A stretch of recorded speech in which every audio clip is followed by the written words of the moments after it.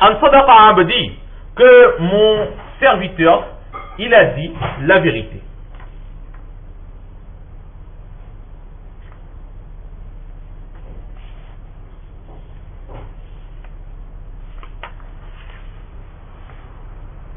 Mon serviteur a dit donc la vérité, et cette parole-là va s'adresser aux deux anges. Et une voix qui va venir des cieux, donc ce n'est pas le ciel qui parlera, mais d'en haut va venir une voix, va se faire entendre. An sadaqa abdi, que mon serviteur a dit la vérité. Et en récompense de cette vérité, c'est quoi? Fa'afrishuhu. Allah subhanahu wa ta'ala va dire, alors étalez pour lui les assises, les divans, les salons, les facilités du paradis. Wa albisuhu min al-jannah, et accordez-lui les vêtements du paradis. Waftahu lahu baban ila al-jannah, et ouvrez pour lui une porte qui donne directement sur le paradis.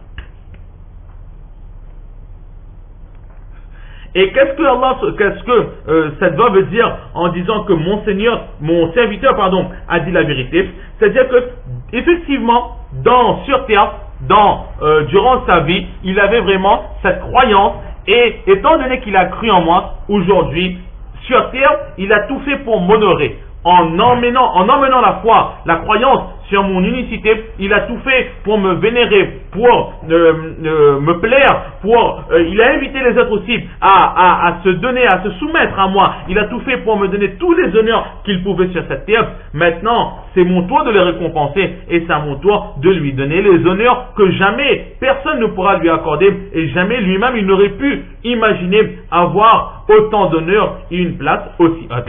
Et c'est pour cela, en guise de remerciement, la première chose qu'Allah dit, c'est quoi? Il ne va pas dire que cette personne a dit la vérité, que ma créature a dit la vérité. Non, Allah subhanahu wa ta'ala va dire abdi. Tout d'abord, il va dire le serviteur. Il va employer le mot serviteur pour montrer le lien qu'il y a entre Allah et cette personne. Allah reconnaît cette personne. Et en même temps, il va dire abdi, et ce n'est pas n'importe quel serviteur, mais c'est mon serviteur. Donc, je l'aime et je vais lui accorder toutes ces grâces en récompense de la foi et des adorations qu'il m'a accordées sur cette terre.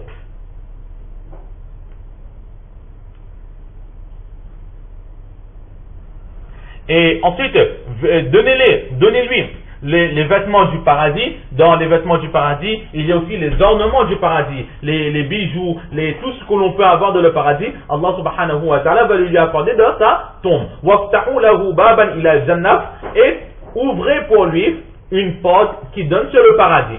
Alors là, peut-être que ce sera effectivement une porte qui donnera sur le paradis, et que de sa tombe, il pourra voir le paradis, il ne pourra pas entrer, car le jugement n'aura pas été fait, il faudra attendre le jugement. Mais c'est exactement comme si une personne, il est à l'entrée d'un jardin, il est à l'entrée d'un magasin ou quelque chose comme cela, et là, les portes sont encore fermées, mais il est juste devant le grillage, il attend impatiemment qu'il puisse entrer. Alors là, lorsqu'on est juste devant et qu'on sait que bientôt cela va s'ouvrir, on est prêt à attendre. Et par exemple, on est devant un jardin, alors là, on pourra profiter aussi un petit peu des bonnes odeurs, de l'air frais qui se dégage dans ce jardin. Ce sera la même chose pour ce défunt qui attendra tranquillement le jour du jugement. C'est ce que nous avions vu dans le dernier hadith, où les anges disent: maintenant dors tranquillement en attendant que ton Seigneur te ressuscite.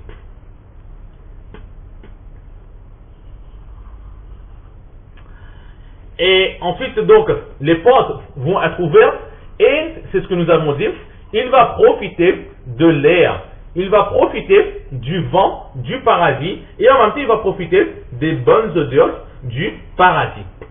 Alors, là aussi, ce ne sera pas toute la fraîcheur du paradis qu'il aura. Ce ne seront pas toutes les odeurs du paradis qu'il pourra profiter, mais ce ne sont qu'une partie. C'est juste pour lui donner, pour lui faire voir, pour lui faire baver, pour lui donner envie d'entrer plus rapidement dans ce paradis, et aussi pour le récompenser que voilà, profite déjà de cela, profite du peu que tu as en attendant d'avoir un peu plus, pour lui montrer déjà un avant-goût de ce qu'on va lui donner, et en même temps pour faciliter son attente dans la tombe.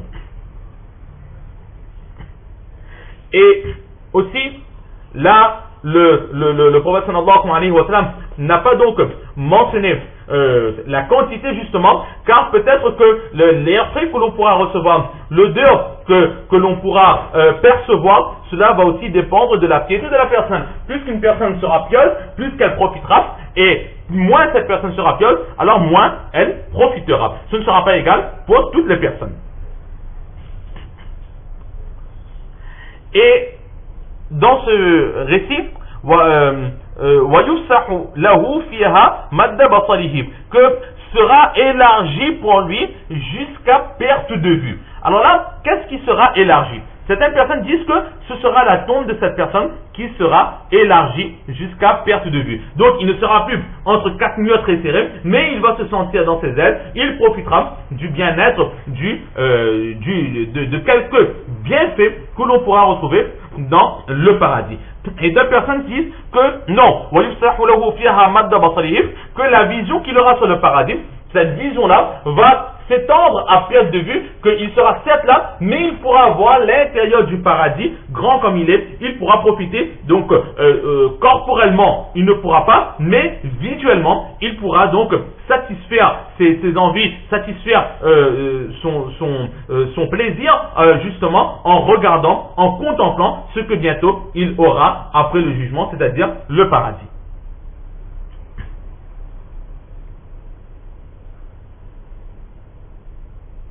Maintenant, nous avons vu dans le hadith précédent que le prophète sallallahu alayhi wa sallam n'a pas dit que la tombe va s'élargir à perte de vue. La dernière fois, dans le dernier hadith, nous avions vu que la tombe va s'élargir de 70 coudées sur 70 coudées. Et là, le prophète sallallahu alayhi wa sallam qui dit que la tombe va s'élargir à perte de vue. Alors là, certaines personnes essaient de donner cette explication. C'est que lorsque le prophète sallallahu alayhi wa sallam dit que cela va s'étendre de 70 coudées à 70 coudées, nous avons interprété que c'est la tombe qui va s'élargir de 70 coudées sur 70 coudées, mais d'autres personnes disent que non. Peut-être que quand on dit 70 coudées sur 70 coudées, il y aura un élargissement, ce ne sera pas la tombe, mais ce sera la vision que cette personne aura sur le paradis.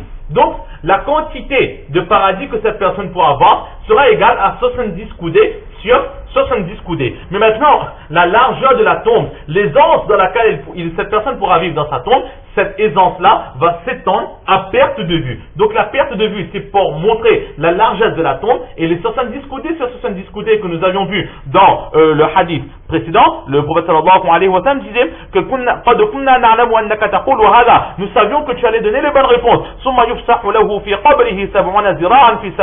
Qu'ensuite, pour lui, dans sa tombe, sera élargi de 70 coudées par 70 coudées. Alors là, ces 70 coudées-là correspondent à ce que de ce hadith d'aujourd'hui nous avons, qu'Allah va dire d'ouvrir pour lui une porte qui donne sur le paradis. Alors cette porte-là va s'élargir sur 70 coudées sur 70 coudées. Et lorsque le prophète sallallahu alayhi wa sallam va dire dans le hadith que nous avons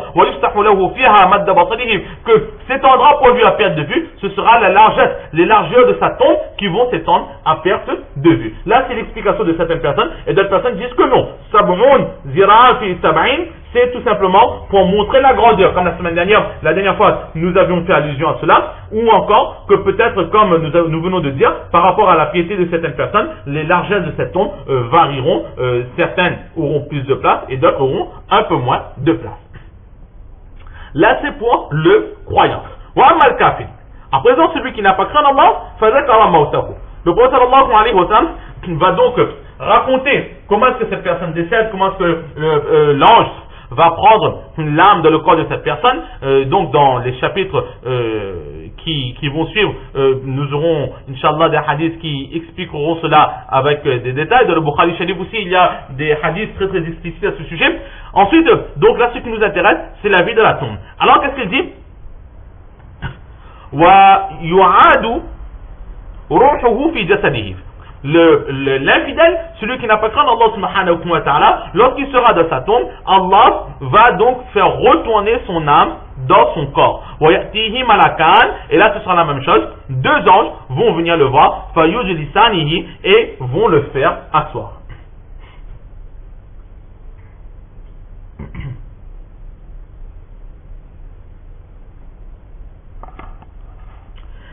Et qu'est-ce que ces anges vont dire? Ce seront les trois mêmes questions. Les anges vont donc dire Man Rabbuka, qui est ton Seigneur? فَيَقُولُ ha ha. Alors là, cette personne va dire, si seulement je savais, mais la adri, mais je ne sais pas, je ne sais point répondre, je ne sais pas quoi répondre à cette question, la adri. Peut-être que cette personne ne dira que et le prophète sallallahu alayhi wa sallam, lui, ou bien un des narrateurs, nous donne l'explication de ce de ce cri de détresse, qui veut dire, il veut faire comprendre par là que je ne sais pas. Alors, étant donné qu'il n'a pas pu répondre à la première question, on va passer à la deuxième question.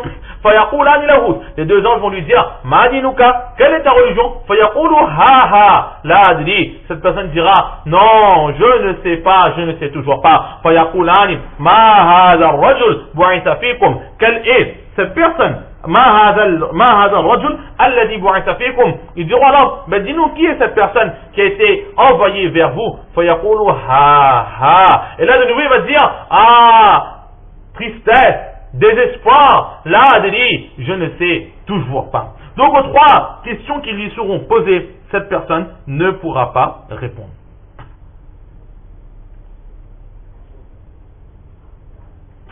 Et c'est ce que Allah subhanahu wa ta'ala dans le Coran il dit وَمَنْ كَانَ فِي هَذِهِ أَعْمَى فَهُوَ فِي الْآخِرَةِ أَعْمَى وَأَضَلُّ سَبِيلًا. Que sur cette terre, celui qui aurait été aveugle, celui qui n'aura pas voulu voir le chemin de la droiture, le chemin de la vérité, le chemin de l'adoration d'Allah subhanahu wa ta'ala, après la mort, cette personne restera aveugle, cette personne ne pourra toujours pas répondre aux questions, ce sera pour cette personne la perdition. Alors, exactement comme pour le croyant, une voix va se faire entendre des cieux.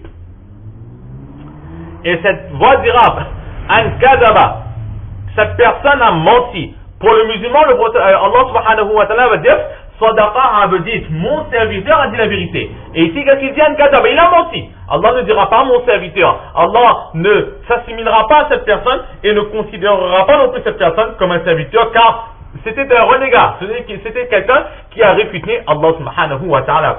Alors en punition, ce sera quoi? Fa'afrishuhu minan nar. Accorde-lui les divans, les assises de l'enfer. Wa'albisuhu minan nar. Et donnez-lui donnez à cette personne les ornements, les vêtements de l'enfer. Waftahu lahu baban ilan nar. Et ouvrez pour lui une porte qui donne sur l'enfer. Ce sera pour lui le début du châtiment.